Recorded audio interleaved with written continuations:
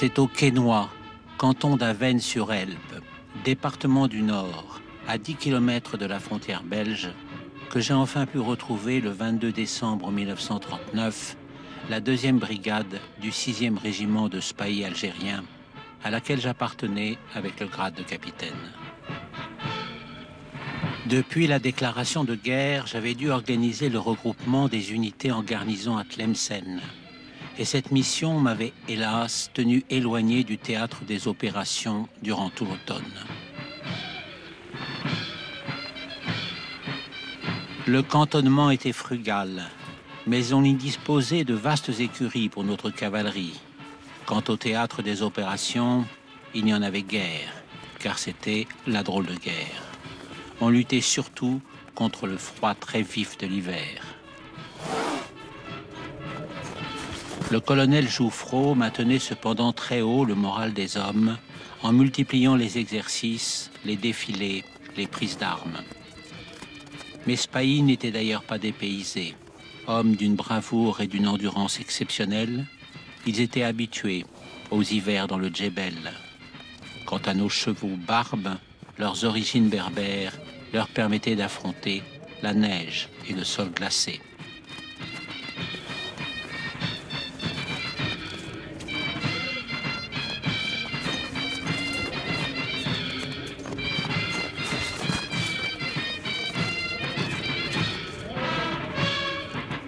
Notre camaraderie cinglait la rigueur du climat, l'éloignement, l'attente fiévreuse du feu ennemi. Avec mes camarades, le capitaine Viénard et le lieutenant Slimane, nous organisions chaque semaine le traditionnel méchoui. La bonne tenue du régiment, la réputation des spahis, la curiosité entourant des hommes de troupes africains était telle que les paysans des alentours ne rechignaient pas à nous fournir les moutons nécessaires.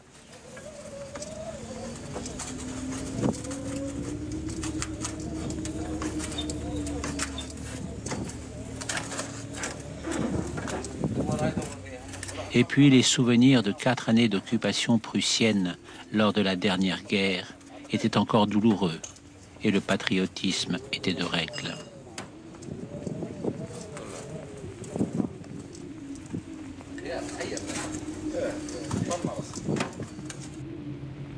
Certains prévoyaient que nous passerions à l'offensive au printemps. Vaine conjecture.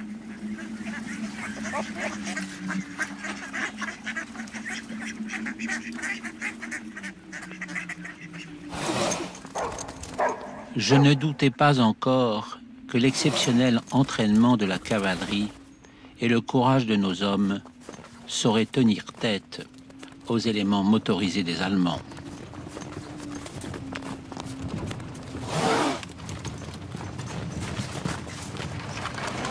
D'ailleurs, nous disposions aussi d'engins mécaniques et de camions pour nous soutenir, alors que les commentaires de la TSF nous serinaient que les panzers étaient de mauvaise qualité, constamment en panne.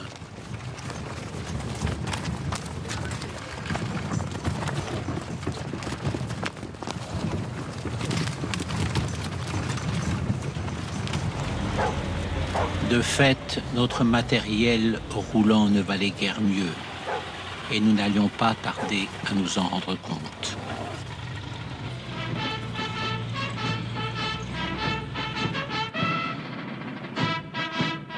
Nous étions soumis régulièrement aux inspections des plus hauts gradés de notre armée. Elles étaient accueillies à chaque fois par une prise d'armes sur la grande place du village, à laquelle j'assistais avec mes camarades Viénard, Lamoureux, Slimane, Grandpierre et Joyeuse. Des officiers de la garnison de Cambrai nous y rejoignaient. Honneur et fidélité, comment ne pas ressentir une grande fierté quand les marches africaines nous faisaient éprouver jusqu'ici la solidarité de tout notre empire.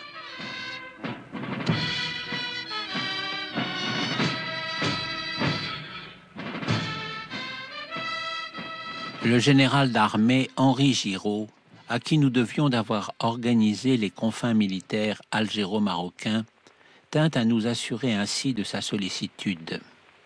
Pour nous, il était auréolé de la gloire de son évasion des griffes de l'ennemi après la bataille de Guise en 14, de la reddition d'Abdelkrim durant la guerre du Rif, de sa proximité avec les maréchaux Lyautey et Franchet d'Espéré. Nous ne doutions pas de la victoire prochaine, sous l'égide de chefs de guerre de cette envergure.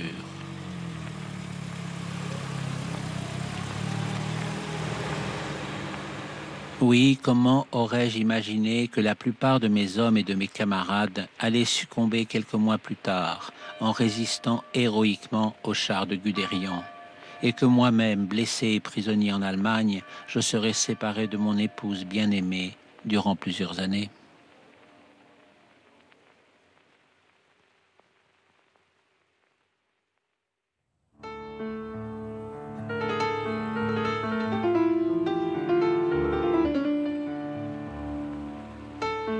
C'est donc à Tlemcen, à 140 km d'Oran, que j'ai gravi les premiers échelons de ma carrière militaire durant les années 30. Éphémère capitale d'Abdelkader dans sa résistance à la conquête française, devenue sous-préfecture, vaste commune de 80 000 habitants, dont près de 10 000 Français, surnommée la Grenade africaine à cause de l'apport des Andalous chassés par les rois catholiques.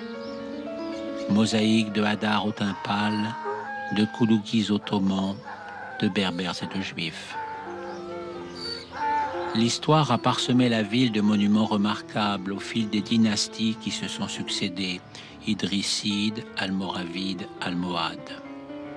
Alternance de puissance et de décadence, dont les remparts, le Méchoir, la grande mosquée, une floraison de mausolées, attestent qu'elles furent jalonnées de batailles, de meurtres, mais aussi de plusieurs épisodes de civilisation brillante, ornés par la poésie, la musique et les arts. Commerçants avisés et artisans experts dans le tissage de la laine, les habitants méritent leur réputation. Érudits, dévots, polis et cultivés.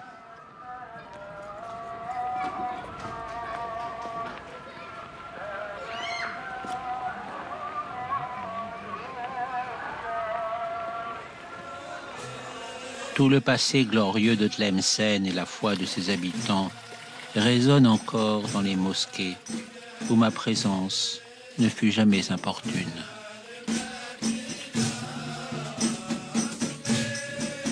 Pour avoir farouchement résisté à notre avance, les habitants se sont aussi maintenant accommodés de notre administration.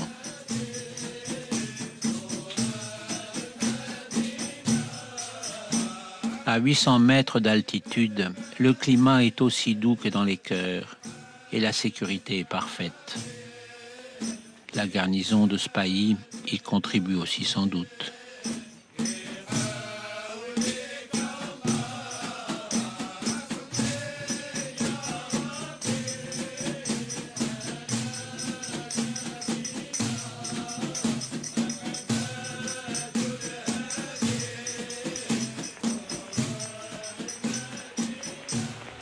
Beaucoup de misère aussi quand même. Trachome pour les enfants, proportion effarante de gamins sous-alimentés. Et pourtant la population augmente. Que faut-il en penser? Contrairement à certains de mes camarades qui préféraient le cercle militaire, j'ai toujours aimé explorer la ville arabe. Le fait que je m'y sois rendu souvent avec ma caméra baby à la main n'étonnait plus personne.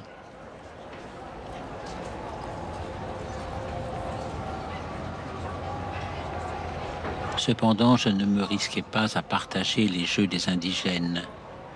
Dames à la façon locale ou dominos, où j'aurais certainement perdu quelques miettes de la solde que la République accorde à un jeune officier. Le marché, les souks attirent les quelques touristes que l'aventure a conduit à affronter la plomberie capricieuse du Grand Hôtel de France. Mais je préférais de loin la ville israélite, que leur guide décrit avec une condescendance que je réprouve. En fait, la communauté juive de Tlemcen est le fer de lance de l'assimilation indigène. Elle contribue par son activité et son aspiration générale au progrès, à la prospérité de la ville. Et je n'ai jamais partagé les préjugés de ceux qui se lamentaient sur le décret Crémieux. À Tlemcen, la pratique paisible de la religion musulmane laisse toute leur place aux femmes. Elles se livrent à leurs activités domestiques sans se dissimuler au regard.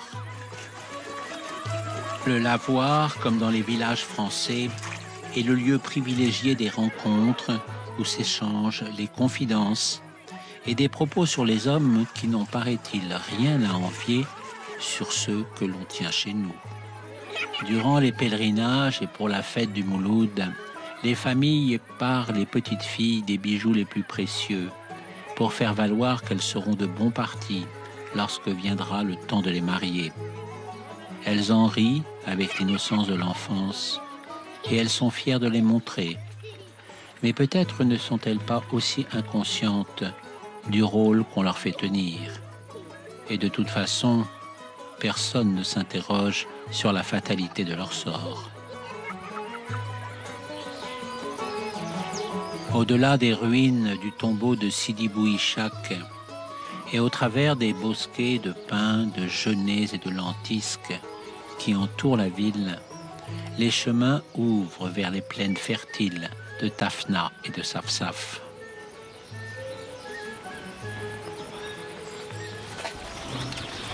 Si les habitants cultivent encore leurs vergers, ils se sont aussi adaptés aux pratiques de l'agriculture européenne.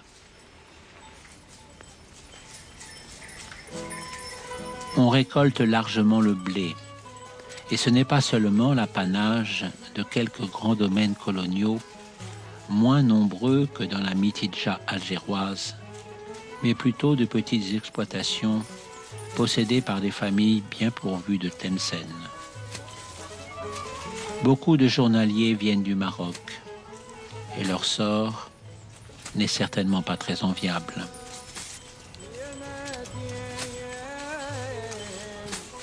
On parle partout de la crise économique pour serrer les salaires. Les querelles de voisinage, les disputes d'héritage sont également très fréquentes. Et malgré le progrès des rendements dus à la colonisation, le marché dépend d'entreprises céréalières aux mains des Français, qui suscitent aussi bien des mécontentements qui inquiètent le sous-préfet. Cependant, la rumeur arabe qui lui parvient demeure insaisissable. Du temps où le sultan noir, Abou el-Hassan, fit bâtir la mosquée de Mansoura au XIVe siècle de notre ère, ces problèmes n'existaient pas. Mais il n'en reste qu'un superbe minaret, construit en partie par des esclaves chrétiens enlevés par les pirates barbaresques, et où nichent des cigognes, indifférentes au cours des temps nouveaux.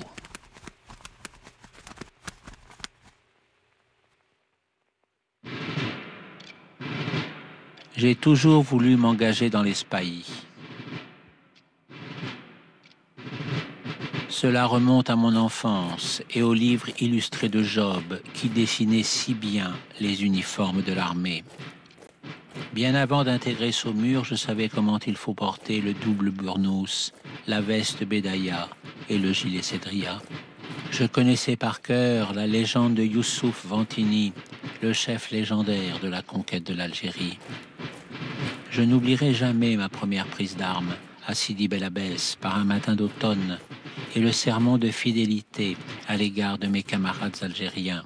qui allait conduire toute ma vie.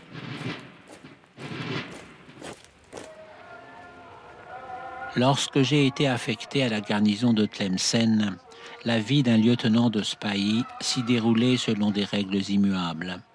Une belle villa de fonction, des serviteurs, Cadour, mon ordonnance, toujours prêt à sceller mon cheval, des obligations mondaines, où les bonnes manières entre officiers et le bon ton à l'égard de leurs épouses favorisaient les carrières. Et pourtant, j'étais encore célibataire, et les tentations ne manquaient pas. Certains de mes camarades s'ennuyaient quand tout m'intéressait. Ils traînaient dans la ville européenne pour leurs loisirs, sur le boulevard national ou la rue Eugène-Étienne, comme des orphelins. Ils allaient au cinéma où l'on projetait des films qui romançaient leur oisiveté en leur donnant des illusions d'héroïsme exotique qu'ils auraient été bien en peine de vivre. Et ils se finissaient au bordel ou au Pernod du bistrot maltais. L'alcool, puis sans fond de l'amertume du colonial, sans projet d'avenir.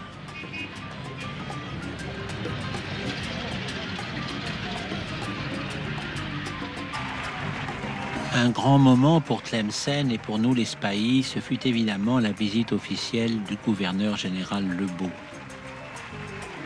Républicain solide, maintenu à son poste par le Front populaire, il naviguait ferme au milieu de l'agitation qui s'était répandue dans toute l'Algérie à la suite du projet Blum-Violette, étendant le droit de vote pour les élections à l'Assemblée nationale à une proportion pourtant modeste des élites musulmanes. Pour sa visite, exaltation habituelle de l'œuvre française et de la concorde générale, ce fut comme si la grève des commerçants indigènes n'avait jamais eu lieu. Le sommet de ce déplacement, ce fut l'inauguration du nouveau stade, où pour la première fois les équipes étaient mixtes, arabes et français, sous les mêmes maillots. Je me demande encore pourquoi il fallut attendre le Front populaire pour prendre une telle mesure.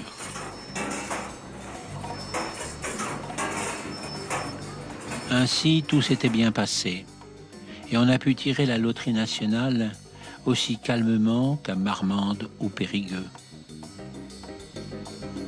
Le gouverneur général avait regagné Alger, et j'étais parmi la foule joyeuse, en civil, avec quelques camarades. C'est à ce moment précis que j'ai remarqué Nicole Laurin, la jolie jeune femme à l'apparence si douce et discrète, dont je suis tombé immédiatement amoureux.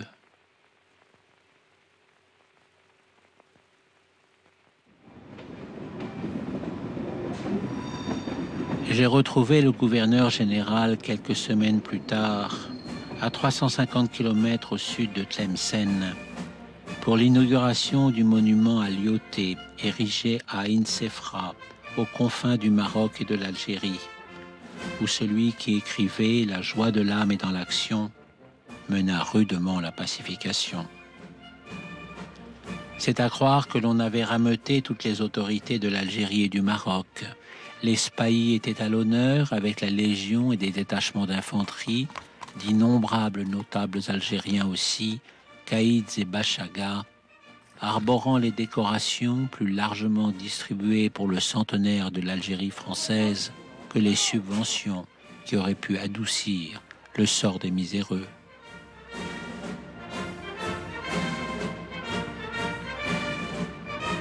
Le monument est situé sur le bord de l'oued tumultueux et face à la grande dune où prolifèrent les vipères à cornes.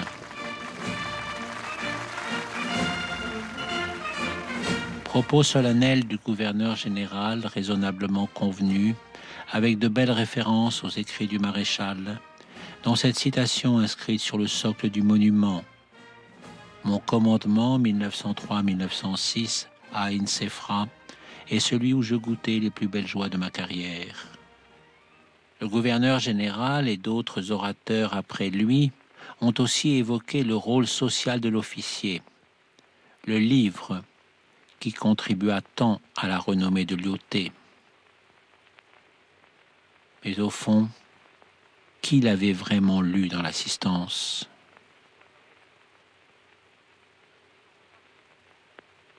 Notre résident général au Maroc, le général d'armée Noguès sans doute, qui fut l'un de ses meilleurs lieutenants, et qui a déclaré qu'il s'en inspirerait lorsqu'il a pris ses fonctions à Rabat il y a quelques mois. Mais le Maroc n'est pas la France, et le protectorat diffère de l'administration directe.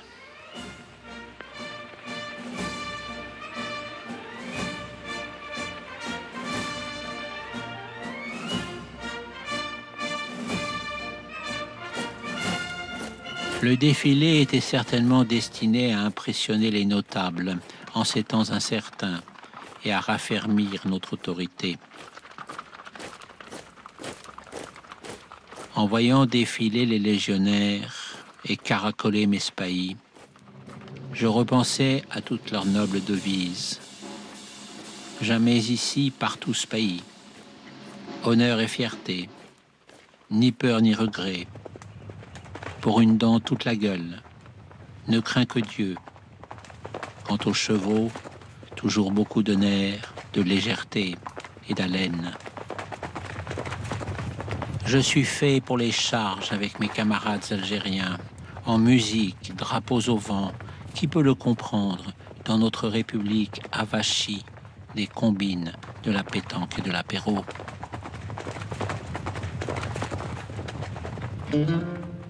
Après l'inauguration, un de nos détachements vint chercher les autorités pour les conduire au grand méchoui qui devait se tenir dans l'oasis. Le gouverneur s'entretint longuement avec les Bachagas, où j'ai reconnu mon ami le Shir Ben Toukouk, un allié résolu de la France, et tous les caïds de la région du Figuig, qui fut longtemps hostile jusqu'à l'arrivée de Lyautey. Les extrémistes communisants et les oulémas les détestent et les traitent de collaborateurs des Français. Moi, je ne sais pas ce que valent les marques de respect qu'on leur témoigne. Enfin, nous avons eu droit à tout le folklore habituel, avec les danses, les rafales de tir au fusil, les femmes rassemblées qui observaient du haut de la colline.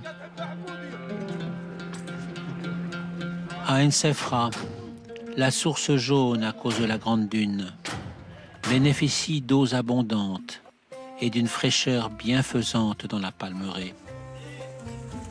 Tout le monde paraissait enchanté de pouvoir se restaurer dans une atmosphère cordiale, d'où l'anisette traditionnelle était prohibée par égard pour les notables. Ceux qui n'ont pas connu des moments comme celui-là, je les plains.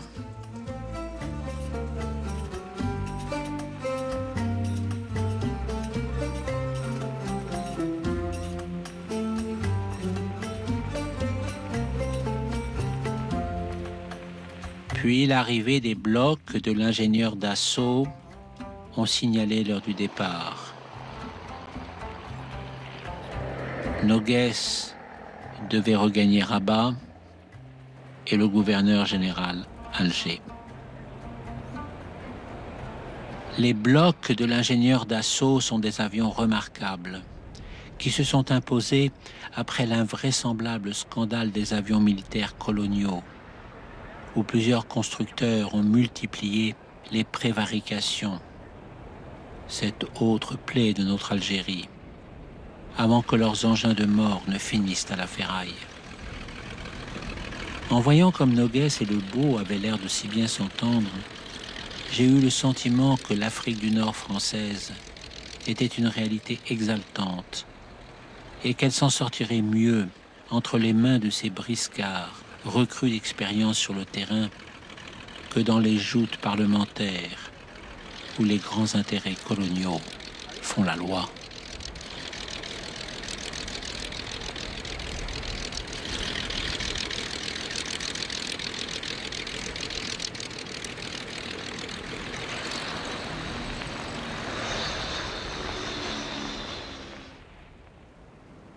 Ensuite, je suis allé à cheval me recueillir sur la tombe d'Isabelle Eberhardt, qui se noya lors d'une crue soudaine de l'Oued en 1904. Lyautey l'a protégée. J'ai retrouvé l'hommage qu'il lui rendit. Elle était ce qui m'attire le plus au monde, une réfractaire. Trouver quelqu'un qui est vraiment soi, qui est hors de tout préjugé, de toute inféodation, de tout cliché, qui passe à travers la vie, aussi libéré de tout que l'oiseau dans l'espace, quel régal.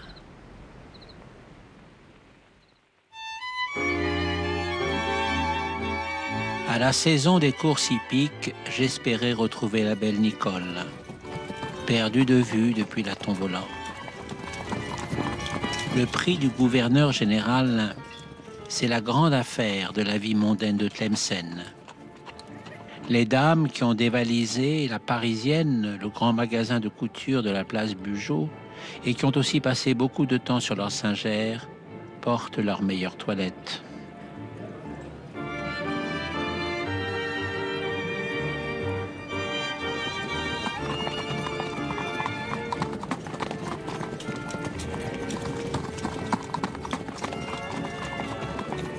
L'épouse du sous-préfet donne le bon ton, mais les demoiselles Larieux, dont on parle beaucoup au cercle militaire, ou la belle Marcelle Casadieu, une femme avec un passé, sont au dernier cri de la mode de Paris.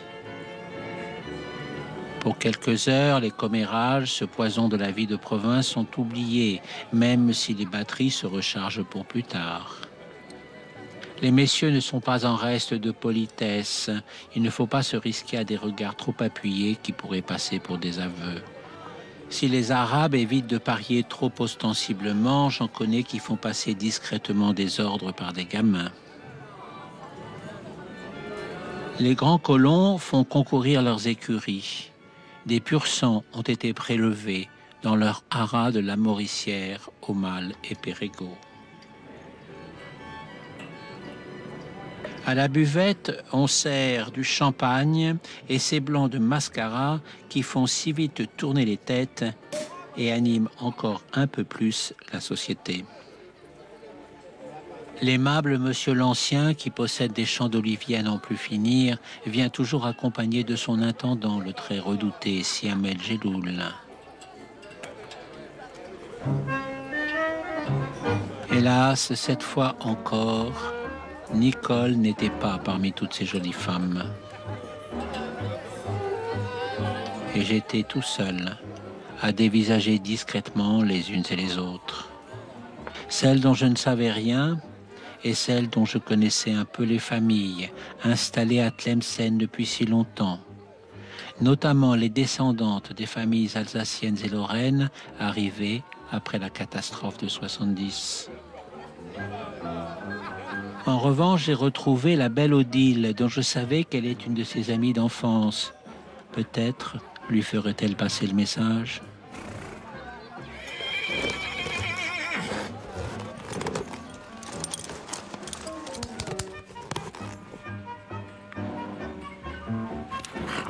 Mon camarade, le lieutenant Bordier, est l'un des meilleurs cavaliers du régiment. Il concourait sur sa jument Gélinia. Et comme il est bel homme, encore célibataire, secrètement jalousé par les autres officiers, bien des cœurs féminins ont dû battre en le voyant passer la rivière. Quant au lieutenant Clapier, le plus joyeux et le plus charmant de mes camarades, il était enchanté d'avoir terminé 3e. Il fut parmi les premiers tués de l'offensive allemande en 1940. D'ailleurs, que sont-ils tous devenus, arrachés à ces moments d'insouciance, entre ceux qui se perdirent sur de mauvais chemins et celles dont la jeunesse se fanerait inéluctablement. En tout cas, toujours pas de Nicole à l'horizon.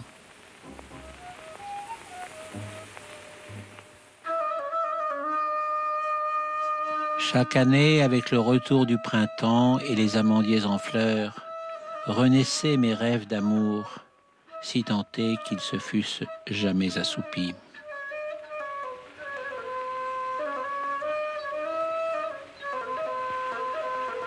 Ainsi de Khadija, la petite orpheline, qui me cuisine mon caldero et mes bestelles. Elle est illettrée, mais elle connaît quelques-uns de ces contes arabes qui font rêver son âme simple. C'est une pauvre gosse sortie d'on ne sait où et qui ne connaissait personne. Je l'ai ramassée par hasard sur le bord de la route et je l'ai imposée à Kadour, qui déteste pourtant qu'il y ait une femme à la maison. Sans moi, elle aurait certainement fini dans un de ces bordels du quartier réservé de Tlemcen, où les spahis gaspillent leurs soldes et attrapent des maladies qui exaspèrent notre Toubib. Elle a appris un peu de français, j'ai écouté ses histoires, nous en avons fait un petit film. Il était une fois un jeune émir, célèbre dans tout le douar, pour sa vaillance à cheval et la splendeur des selles que les artisans de Tlemcen confectionnaient pour sa monture. Il était très beau et s'exprimait avec une grande douceur, mais il avait l'âme en peine et cherchait une épouse. Il était aussi une fois une jeune fille dont le cœur était rempli d'amour sans qu'elle sache pour qui il était destiné. Elle revenait chaque matin de l'Oued où elle se baignait dans les bassins par les chemins qui embaumaient le teint. C'était très tôt, elle n'y rencontrait d'ordinaire jamais personne. Or, que croyez-vous qu'il arriva ?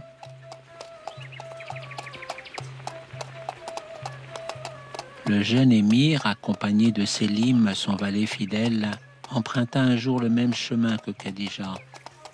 Le soleil n'était pas encore très haut, l'air était cristallin et la nature avec ses parfums et le chant des oiseaux était en fête.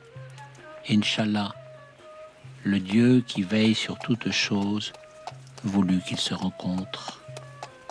Lorsqu'il aperçut Khadija, le jeune émir ne se sentit plus de joie et se dressa sur son cheval comme pour répondre à un appel. Mais Khadija n'avait jamais parlé à un homme. Par pudeur, elle voulait se soustraire à l'attention du jeune émir, dont les mots coulaient de sa bouche comme du miel. Elle avait beau lui résister, elle savait qu'elle n'y parviendrait pas longtemps, car il ne desserrait pas son étreinte et lui promettait de l'emmener avec lui pour l'épouser. Comment aurait-elle pu lui échapper et comment aurait-il pu la laisser continuer son chemin toute seule ?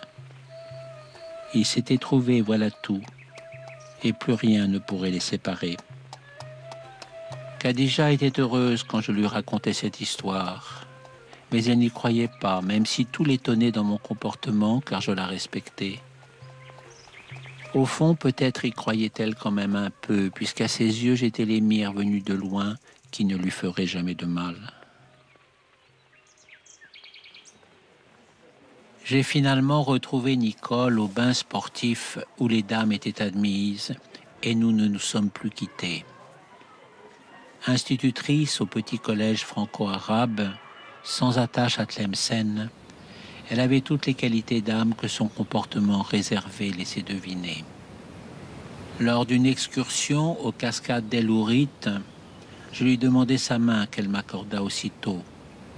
Mais elle avait eu une peine de cœur en France qui l'avait conduite à s'enfuir jusqu'ici, et sans reprendre sa parole, elle me demanda de la laisser partir seule durant quelques semaines. Elle voulait découvrir le Sud pour mettre de l'ordre dans ses sentiments. Elle m'écrirait à chaque étape.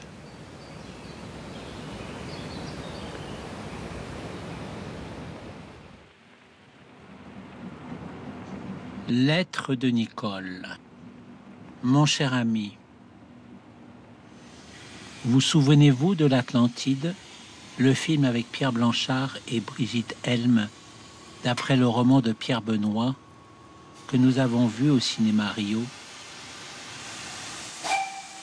Ce voyage me donne l'impression d'être une autre Antinéa, en partance pour son mystérieux royaume du désert.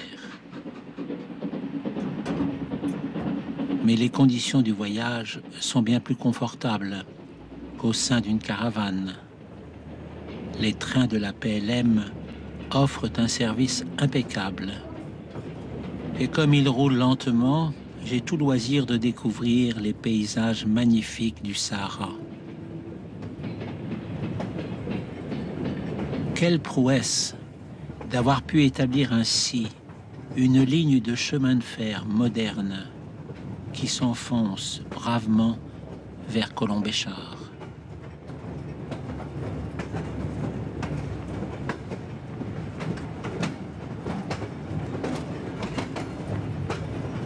Nous avons fait halte pour recharger du charbon à Beni Ounif, une bourgade à peu près abandonnée depuis l'épuisement des mines. Le contrôleur m'a dit qu'on y chassait les gazelles des montagnes, dont la chair est, paraît-il, délicieuse. Mais elle se méfie sans doute, car je n'en ai aperçu aucune.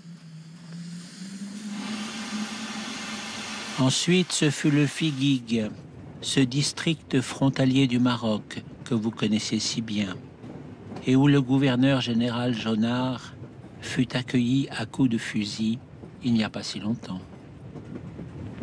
Mais rassurez-vous, tout est bien calme, et dans l'austère grandeur des paysages, on ne voit que des palmiers bien entretenus. Quoique fort animée, l'arrivée au terminus de Colombéchar s'est aussi passée bien tranquillement. Une femme seule ne court aucun danger au milieu des voyageurs arabes.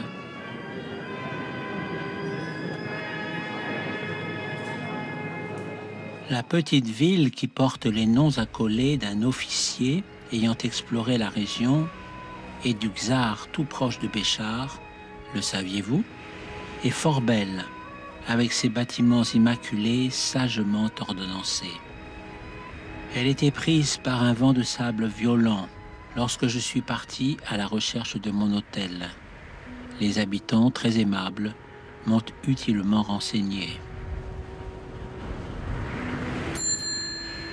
L'hôtel transatlantique ressemble à l'une de ces forteresses que l'on trouve dans le sud.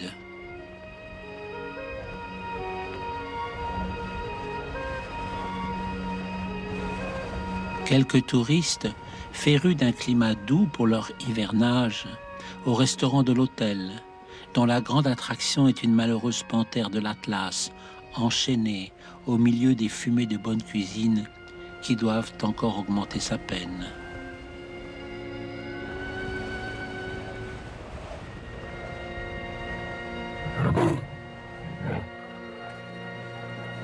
Au souk, je n'ai pas trouvé de souvenirs à vous rapporter. Mais en revanche, je me suis rendu chez un orfèvre juif que l'on m'avait indiqué. Et entouré de ses aides qui travaillaient le feu, il m'a montré de belles broches en argent, comme celles que portent les ouleds Naïl pour prix de leur séduction. Un peu risqué peut-être, mais je me suis laissé tenter en pensant qu'elle vous fera honneur lorsque nous nous retrouverons. Vous êtes très jolie, madame, m'a dit le petit assistant. Le monsieur sera très content.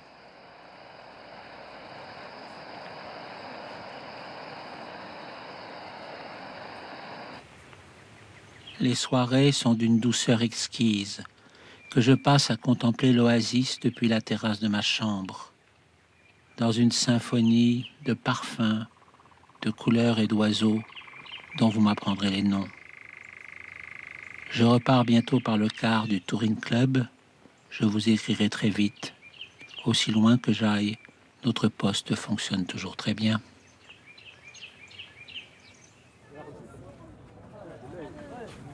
Mon cher ami, dans le car, j'ai eu une conversation très intéressante avec un couple de jeunes chercheurs du Musée de l'Homme qui m'ont indiqué la présence de nombreuses inscriptions rupestres sur le parcours. Cette région a été largement habitée durant la période préhistorique. Mais nous étions dans un territoire militaire et on ne peut faire de détour sans autorisation expresse, visé par le bureau de Colombéchard.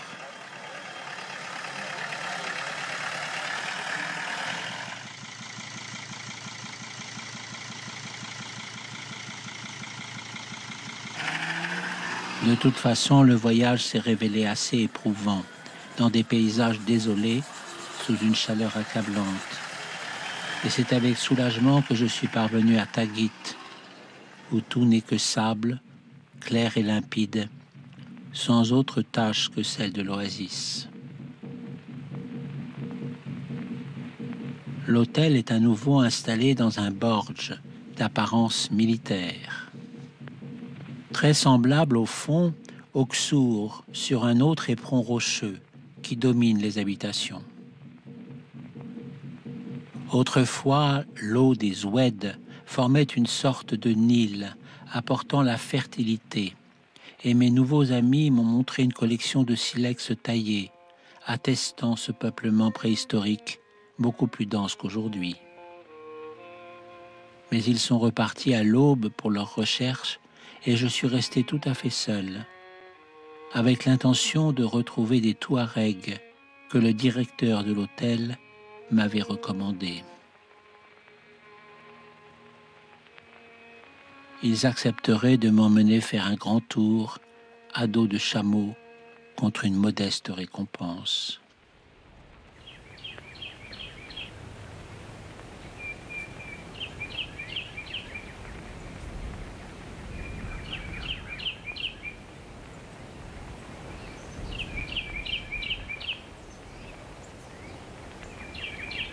Je suis parti à leur rencontre à l'aube. Il ne faisait pas encore trop chaud.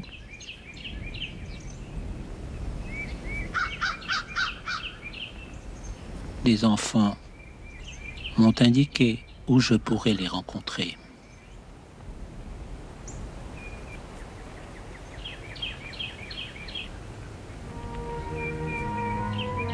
J'ai eu durant quelques heures l'impression de revivre un épisode de Morocco, cet autre film que vous n'avez pas vu, je crois, avec Marlène Dietrich. Sauf que dans le film, elle suit la caravane à pied pour retrouver Gary Cooper. Et vous n'étiez pas là pour que je puisse vous suivre.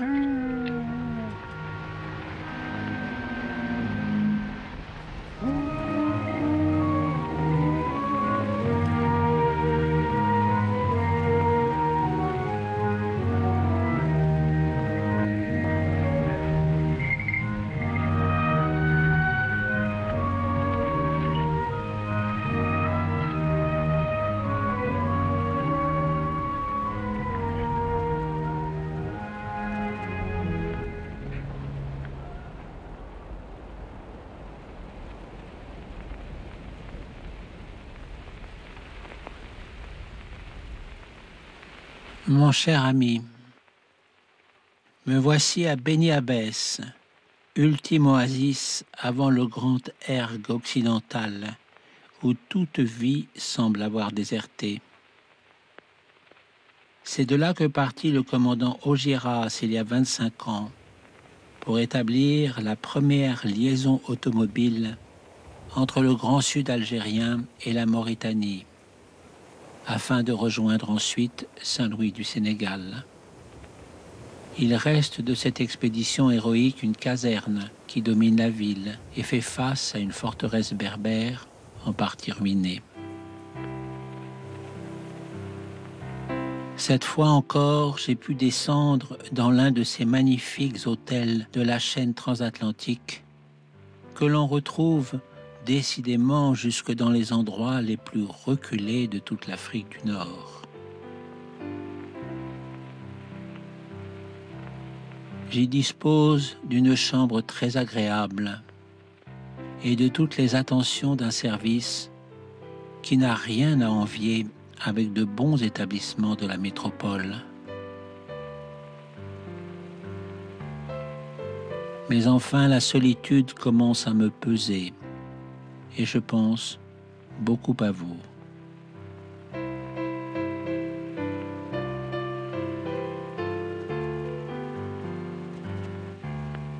C'est toujours avec une impression de miracle que je constate à quel point l'eau si précieuse s'avère abondante grâce au génie que déploient les Arabes pour la recueillir et la canaliser. Ce miracle s'est doublé d'une surprise extraordinaire. Nos connaissances de Tlemcen sont descendues à leur tour jusqu'à Beni Abbès, et j'ai bien compris qu'ils venaient de votre part. Nous avons passé de longues heures dans la piscine de l'hôtel, sous l'œil vigilant d'un chaouche indigène qui ne disait mot devant cette activité incongrue et sans doute impudique à ses yeux d'une baignade en plein désert. La belle Odile, dont je sais qu'elle ne vous laisse pas indifférent, était là avec ses soupirants et avec d'autres amis et leurs enfants. L'un des jeunes gens m'a dit « Nous sommes des enfants de la chance. Comme notre vie serait triste et ennuyeuse en France quand on compare. »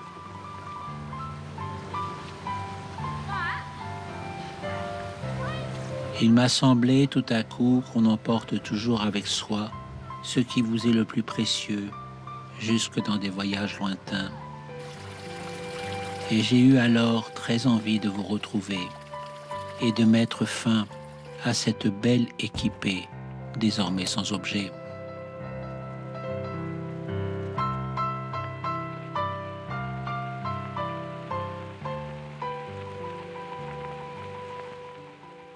Mais je ne voulais pas quitter Beni Abbès sans me rendre à l'ermitage de Charles de Foucauld avec le père blanc René Bompard, qui a connu le saint homme dans sa jeunesse et revient régulièrement pour veiller sur ce lieu désolé où souffle l'esprit.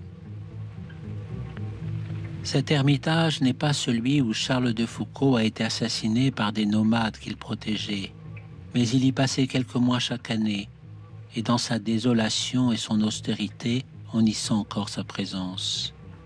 Le père Bompard m'a dit « Il y fut heureux, très heureux, inconnu de tous, jouissant de l'obscurité, du silence, de la pauvreté à l'imitation de Jésus. » Un ancien esclave qu'il avait racheté fait office de gardien.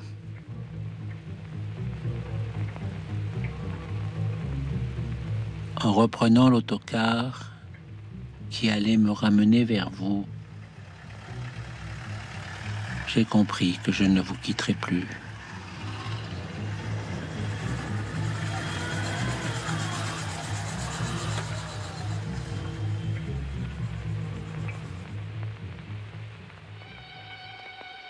Nous nous sommes mariés très vite après le retour de Nicole.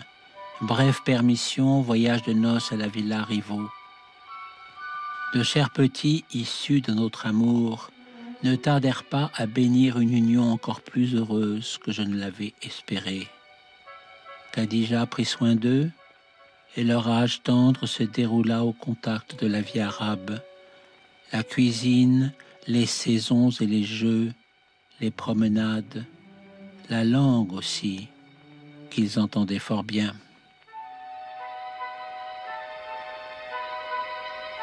Nos familles venaient de France pour nous rendre visite. Elles oubliaient dans la chaleur des retrouvailles les nuages noirs qui s'accumulaient sur l'Europe et qui inquiétaient tant Nicole. Elles veillaient pourtant à ne pas laisser paraître l'angoisse des séparations et des arrachements qu'une aggravation de la situation pourrait soudainement entraîner.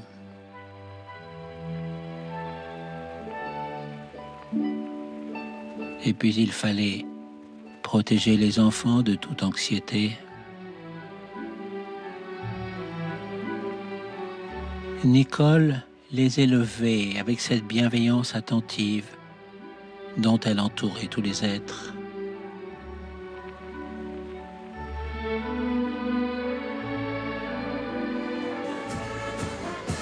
Durant la fête annuelle des cerises, nous sortions avec nos amis dans la ville européenne à l'heure de l'anisette et des joyeux défilés qui rassemblaient les familles françaises et indigènes. On parlait beaucoup entre nous de ce pharmacien de Sétif, Ferrat Abbas, qui venait d'écrire « Nous avons écarté une fois pour toutes les chimères pour lier définitivement notre avenir à celui de l'œuvre française. » Ah, si nos autorités pouvaient enfin s'en inspirer.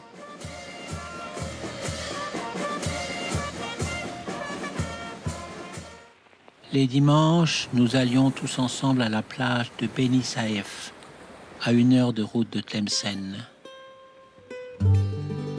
Falaise ocre, l'îlot de Rajgoun au large pour les nageurs intrépides. Petit restaurant fréquenté par les ingénieurs de la mine de fer toute proche. C'était isolé, sauvage et tranquille, et en dehors de nous, il n'y avait jamais grand monde. L'eau était chaude et d'une propreté merveilleuse.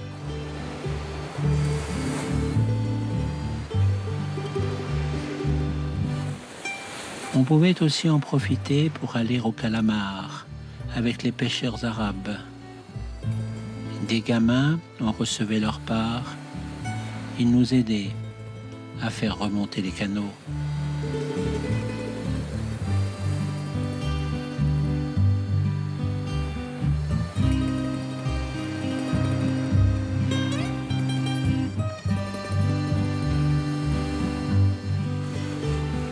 Nous faisions de longues balades le long de la mer, et même lorsqu'il arrivait que le ciel fût couvert, il fallait prendre garde au coup de soleil et avoir l'œil sur les enfants à cause des vagues et des courants.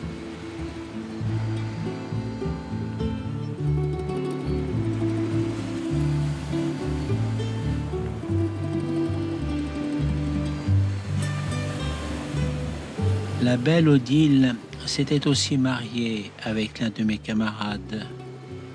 Plaisir des yeux, mais rien de plus, disait-il à ceux de ses soupirants qui espéraient encore. Elle en souriait doucement avec l'abandon des amoureuses.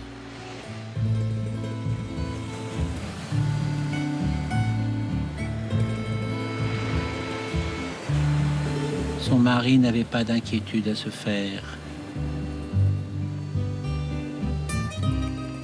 Je ne pensais qu'à Nicole et à la joie constante de partager sa vie, la lumière qu'elle apportait à notre foyer, notre famille.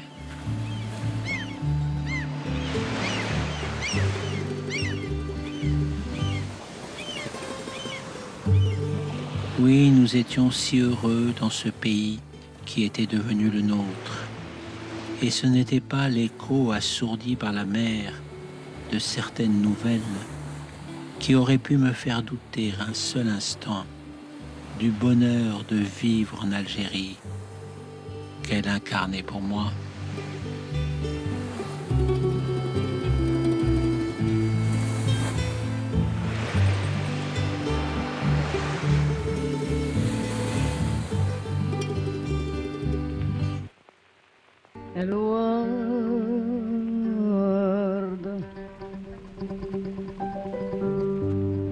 الورد الفل والياس